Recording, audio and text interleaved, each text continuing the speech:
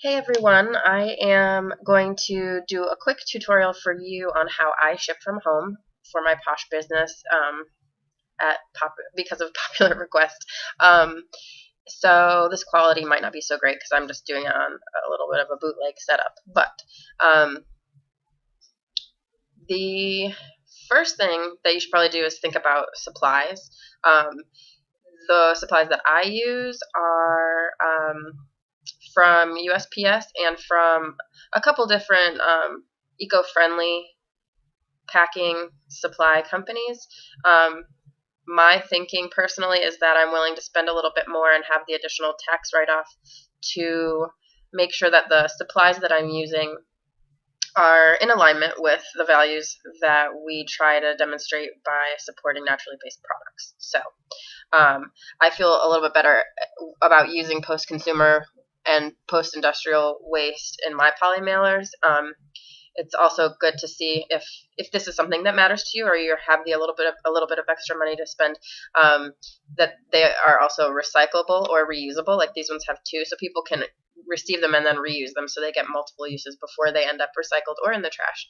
So eco-enclosed is one option. The ones I'm using that you'll see in the mail for for the clear bags that I'm sending came from U-Pack and Ship. And I just use these recycled poly mailers that are black. They're not quite as nice as the other ones, but at the time I needed to be a little more thrifty.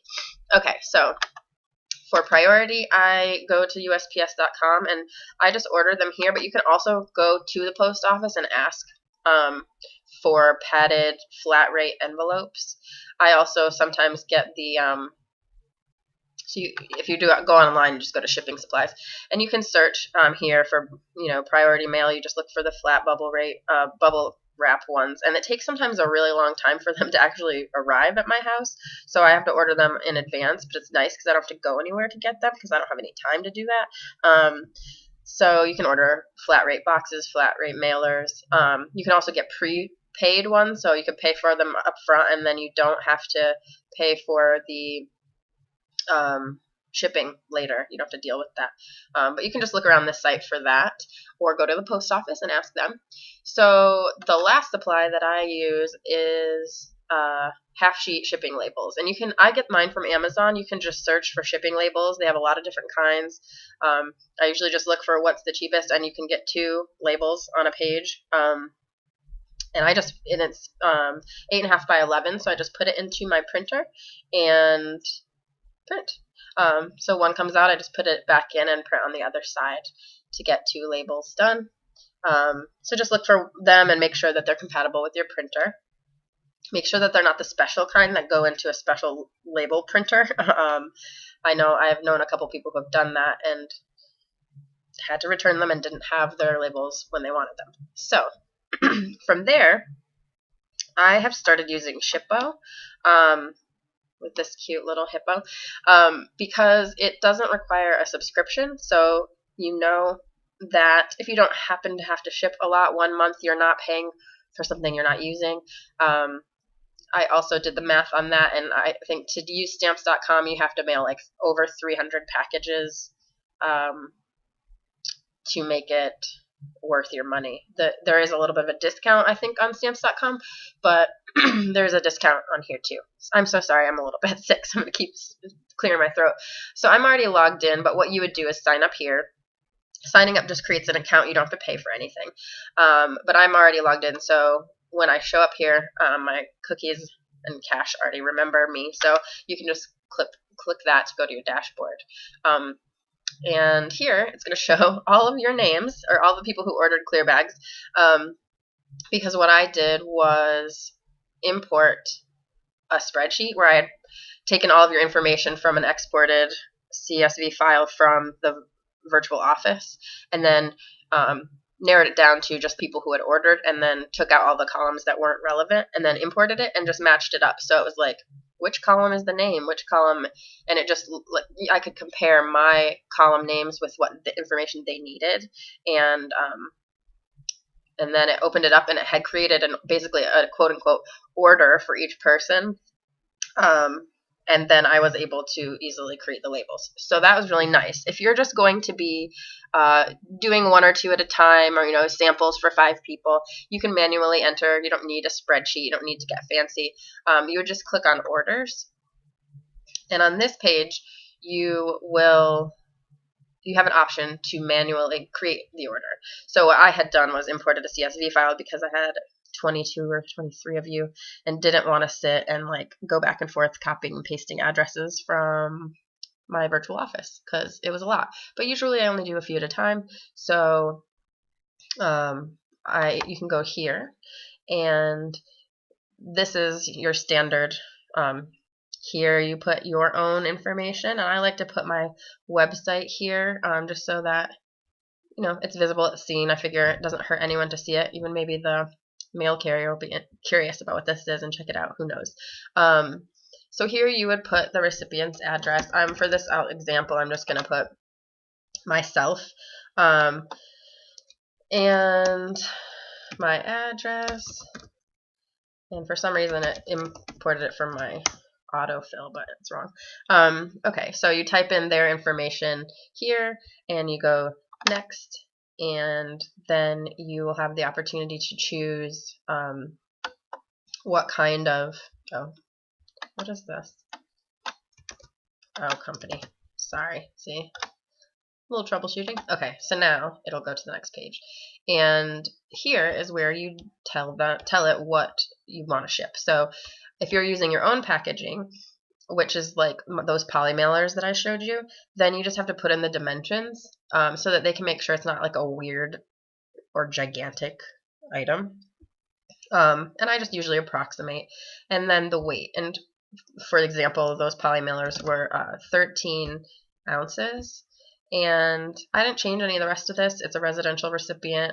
I don't need anything fancy here, but if you want to, you have these options to have a signature or make a return label if you're sending something to someone and you want to pay for them to send something back. Like maybe one of your customers doesn't like a hand cream and they're really great, so you're going to offer them a new hand cream and take theirs back and just use it for sampling. You can send them a replacement and send a return label so they can send back, if you trust them, the one they didn't want. Note, I don't really do that for everyone. I will usually say you can exchange it, but you have to pay to return the one you don't like, and then I will pay to send you a replacement so that we can share that cost, and I can provide customer service without getting taken advantage of. But anyway, so here, once you've typed these things in, I have typed this many times over the last few days. So that was the dimensions for the poly mailer. And then you just click next. If you wanted to do flat rate envelope, you can do that. The ones I sent to people who were getting clear bags were 2 pounds. So I just did that. And then I select the next one. I think there was a reason to show you own packaging. And see, it kept that. So if you want to go back and forth, that's really nice. So then you get to choose your shipping rate. And it shows the options. Priority mail. Why did it go to that? Well, I might want to go back actually, but whatever. That should have been first class though. I must have done something weird. Oh, because I think I said it was 13 pounds. Let's just make it 13 ounces because it should be first class if you want first class. Anything 13 ounces or less will be first class. So those are the dimensions, that's the weight, nothing else, and this should give a first class. Okay, here we go. So first class is $3.50. The one thing is that Shippo adds 5 cents to every shipment. And so for first class, it's $3.55 to send, I think it's maybe 8 to 13 ounce packages, but it was $3.50 on PayPal, but PayPal's closing down their shipping options very soon, and it's already a little jacked up, and I was having issues with it. So it does cost 5 more cents here, but then I noticed that flat rate envelopes on here were cheaper even with the 5 cents added. So basically every place pads their prices one way or another to make it slightly more expensive because you're paying for a service online rather than going to the post office, and I'm finding this is more cost effective. So once you decide you want to buy the label, you click here. I really don't want to buy a label.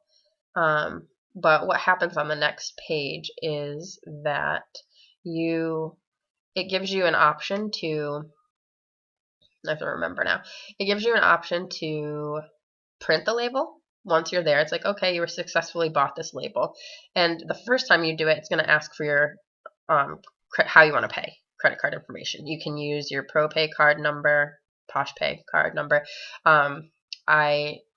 And you can put in multiple cards to use in the billing section, and then it will remember that unless you want to change it. So you have a default, so you don't have to enter it every single time. I actually had to enter it a few times before I went into billing and made it my default. So that's a note to do. Set up your billing first. And then after you print, it has the option to print the label, and then a print screen came up for me, and I clicked print. It comes up in a PDF form actually, and then you have to click print, and then you have your print screen where you can print, and it shows you a little preview. Then it has a button that says send recipient an email. The email that's written right now can't be edited, and since these aren't real orders, you don't have information like what they ordered or their real order number. So the email that some of you got from me, probably it's like missing some information, but the important part is there is mail coming from Lauren Parker. Here's your tracking number. And to do that, you have to have the email address. So if you're sending to a customer and you want to give them tracking for some reason, like a hostess so she can watch out for her package, you will want to make sure you put in her email when you're entering the information for shipping. So then I can show you, after you do that, you're done. It's deducted the money, you've printed your label, you just attach it. And you can either, if it's small enough, you can put it in your mailbox, you can do that, or you can take it to any of the blue mailboxes that you see on the streets, or you can take it to the post office and just drop it in the bin. You don't have to actually wait for anything. So Zach is coming in. You're going to hear him moving around. The last thing is then if you click on shipments, you'll be able to see anything you've sent. You can, so this is all the things I've sent. If you click over here, so if you need to look up a tracking number or something like that. But if you look over here, you can download a label again if you want to save it for your records for any reason. You can refund the label. I think that's basically you're not going to use it. And so they wait a certain amount of time before you actually get your refund to make sure that you didn't try to use it. So if you make a mistake or you're not going to send something after all, you can click that. And then if you didn't create a return label the first time but you'd like to, you can click there. There's another option under orders where you can, after you've completed an order, it will show up here. So after I did everyone's orders, they were showing up here. As far as I can find, and I've done a Google search, you can't delete these, but you can mark them and hide them. So I'll show you how it looks when I show the hidden ones. It shows you everything I've done. And if you click on here, you can reprint a label. So if you printed it, you thought it came out, and then you realized you had a paper jam and it had to be cleared out and you never got it, you can reprint it, no problem. But if you don't want to see the hidden, you can just go here and hide the order. And so basically it's like you will have a history of all the orders you've ever done, all the shipping you've ever done. And then you can go click on that hidden option to see them all, but you can make them go away and you don't have to look at them. So that's it. If you have questions about importing the CSV file, you can let me know. I did have a little bit of trouble with the translation from the document I exported from the virtual office and what they were needing, but it was really helpful and kind of guided me on fixing what I needed to fix. I think that's it. I hope that's helpful. If you have other questions about other ways you can ship from home, let me know. I prefer this. I like the interface a lot better. I know other people have different methods that they like to use. So if other people have things they like to do and want to make a video and share it with everybody, that's great too. Have a good day, guys.